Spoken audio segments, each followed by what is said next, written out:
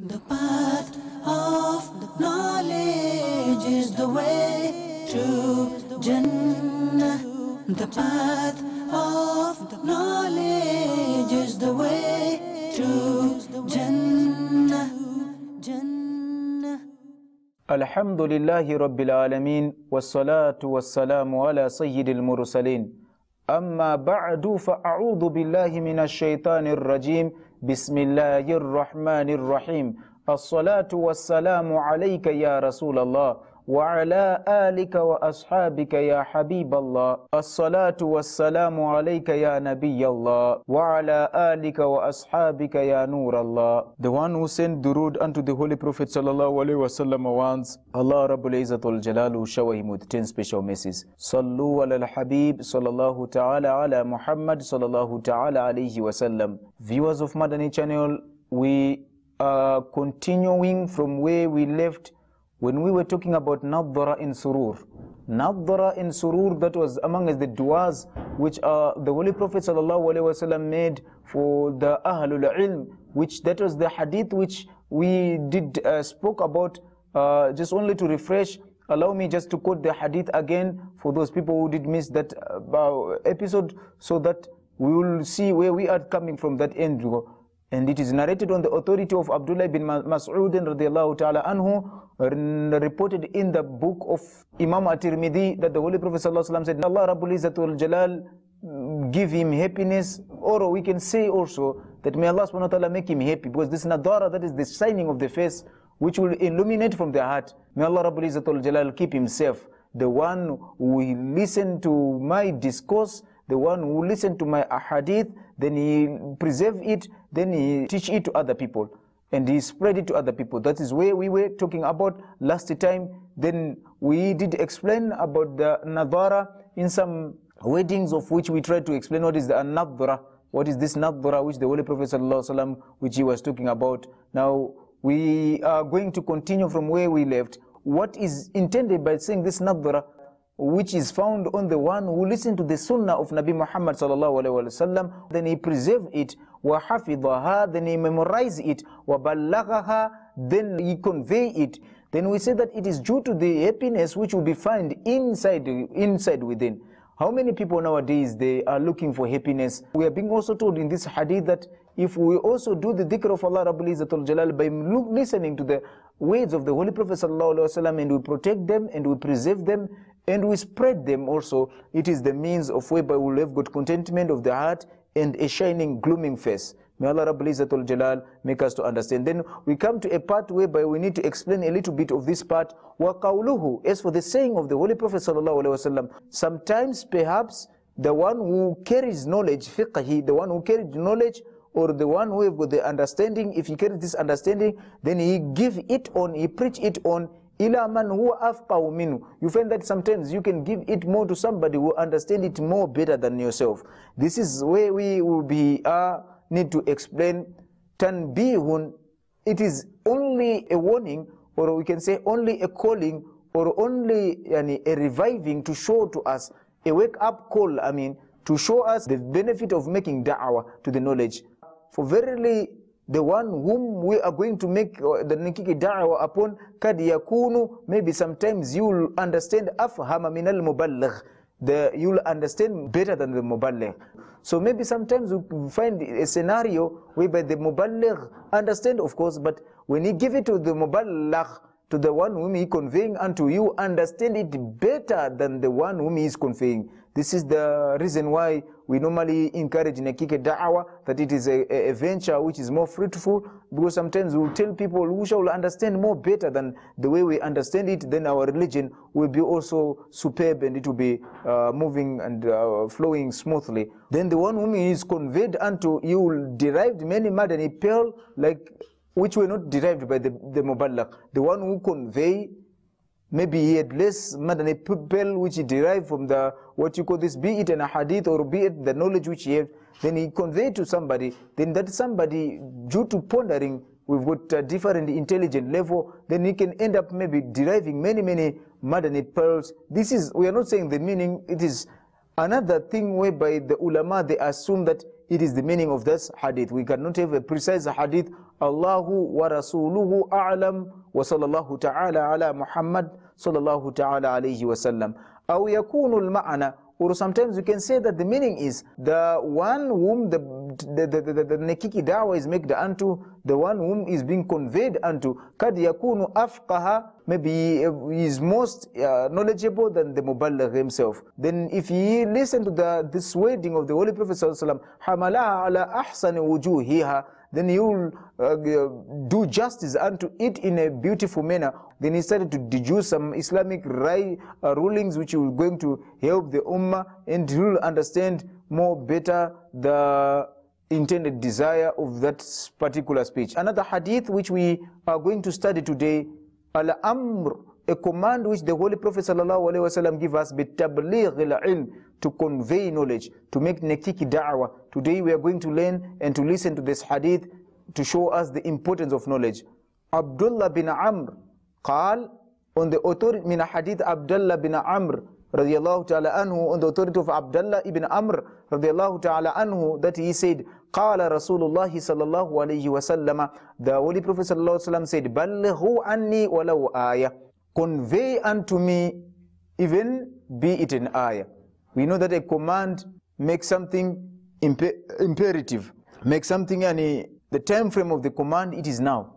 When a command is being made, we must understand from it the time frame of the command, it is now, and it becomes something which is very, very important and it must be executed. Al-amrul wujub, sometimes the command can make something wajib, but nevertheless the Holy Prophet sallallahu alaihi wasallam commanding us, balighu, make tabligh, convey anni, from me, walau ayah, be it a single verse. And the one who will lie upon me, the one who will speak the thing which he knows that I never say those things, muta'ammidan, intentionally, falyatabawwa, he is preparing maq'adahu minan nari, he is abode in hellfire. So this, we are told that we must make this tabligh, we must convey unto the Holy Prophet sallallahu alaihi wasallam, but the limits were set that we must do so accurately. May Allah make us to be accurate in as far as the Sunnah is concerned. Waqala, and then the Holy Prophet sallallahu alaihi wasallam said, let the one who is present from amongst you inform the one who is absent. All these are the command of the Holy Prophet sallallahu alaihi wasallam, which shows that ilm must be spread. We are not talking about that if you've got knowledge, you'll have got to spread it. It is a virtue of knowledge, because this is something which will benefit the whole universe, the whole humanity at large. So we learn from it. فَأَمَرَ رَسُولُ sallallahu alaihi wasallam, that the Holy Prophet sallallahu alaihi wasallam commanded bitabligh, with conveying anhu, from him, because in that many people they will be, after listening to this, with the grace of Allah subhanahu wa ta'ala, they will be guided, because knowledge will spread.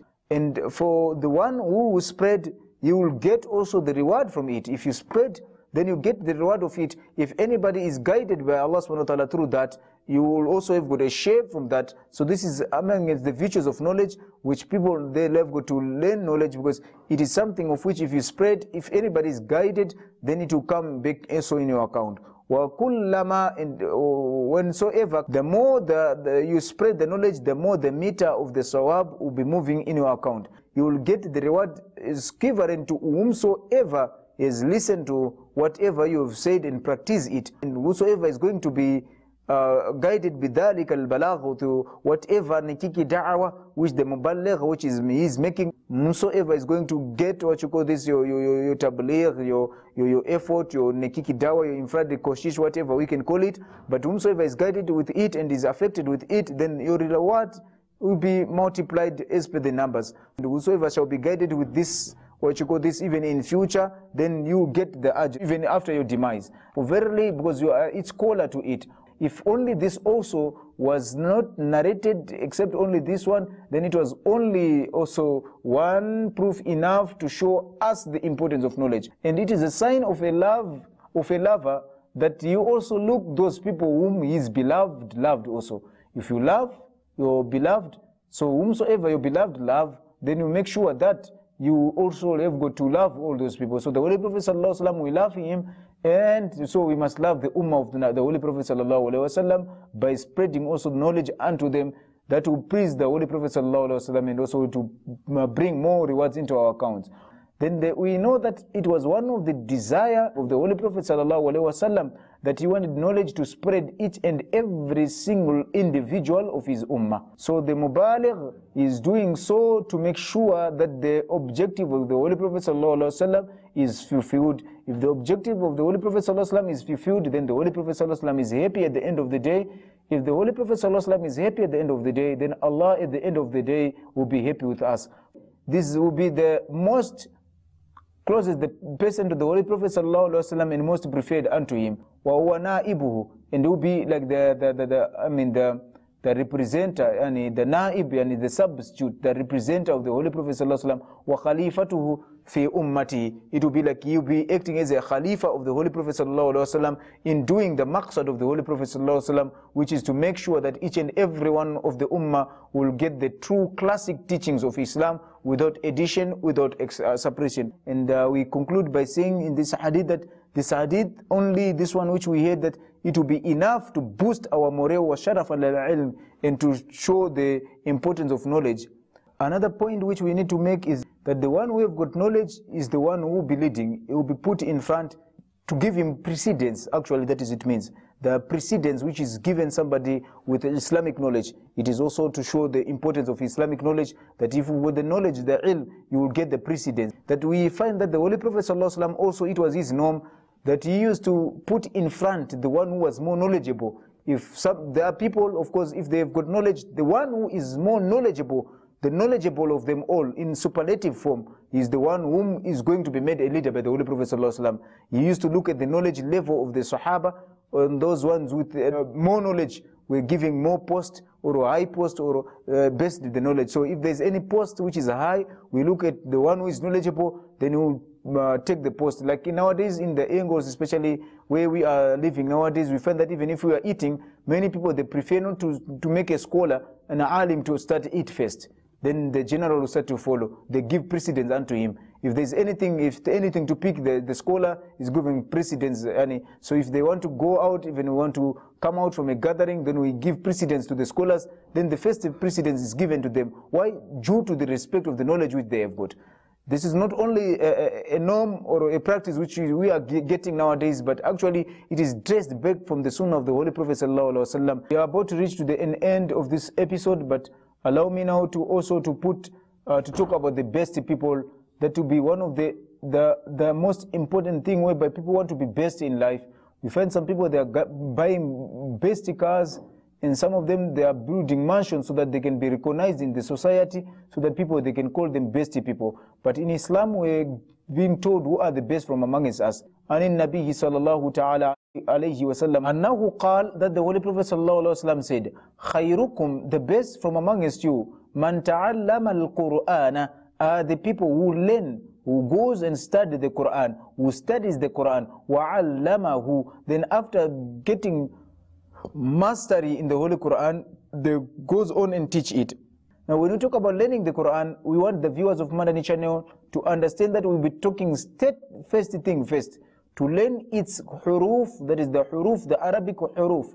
And for each and every huruf, we must know its points of articulation, that is its rule of tajweed, its makharij, its point of articulation, and etc., how it behaves when it is sandwiched with other letters.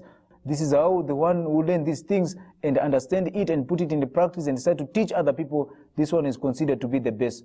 The most important aspect of his learning, that is to learn the Quran and to understand its meanings and to try to work hard and to listen, like how normally we have got each and every Fajr Salah, we explain the 3 verses. So if one have got to do and follow up with it and try to learn the Holy Quran and try to teach it, the one is recorded as to be the best from among the people. Viewers of Madani Channel, this is what we have got to say in as far as this episode is concerned.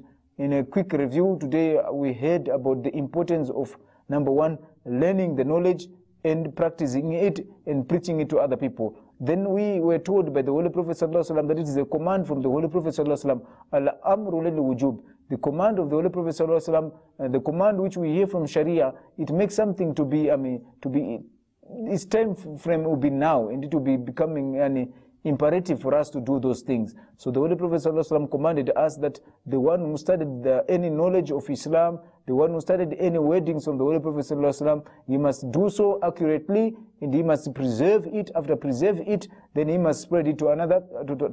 Then we are told also the dua of the Holy Prophet ﷺ, which he made for the people of knowledge. Now we are being now told the best of the people, that the best of the people, they are those people who learn the Quran and then they teaches it.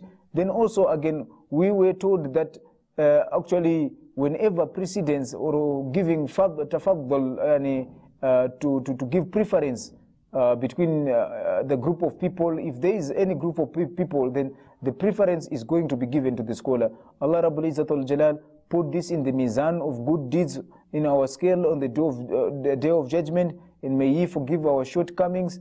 And if we mention something which is good, it is from Allah Rabbul Izzatul Jalal. May Allah Rabbul Izzatul Jalal make us to understand and to act according to our Madani in Amat, and try to ponder and to seek knowledge whilst it is too late. Sallu ala Habib sallallahu ta'ala ala Muhammad. The path of knowledge is the way to Jannah. The path of knowledge is the way to Jannah.